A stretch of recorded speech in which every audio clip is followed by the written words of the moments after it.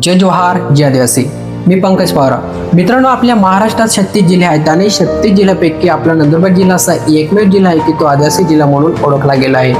पण तुम्हाला कधी प्रश्न पडला आहे का, आदिवासी जिल्हा म्हणून नेमका नंदुरबार जिल्ह्याला मान्यता का मिळाली आहे? तर मित्रांनो, नंदुरबार जिल्ह्यामधील भिल, पावरा, तडवी, वडवी, कोकणी या आदिवासी जमाती नंदुरबार जिल्ह्यात आहे. आणि भौगोलिक विचार जर केला तर नंदुरबार जिल्ह्यात जंगल, डोंगर आणि दुर्गम भागात आत्ता पण आदिवासी लोक राहतात.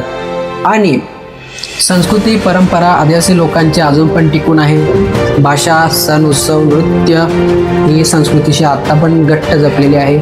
आणि आदिवासींची वेगळी ओळख म्हणजे मित्रांनो, आदिवासी लोक प्रकृतीपूजक आहे, निसर्गाला मानतात. नद्या, दऱ्या आणि जंगल, डोंगरांना आदिवासी लोक पुजतात.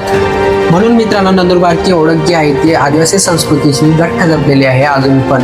आणि सरकारने पण मान्यता दिली आहे की नंदुरबार जिल्हा जो आहे ते आदिवासी म्हणून घोषित केला आहे. जोहार.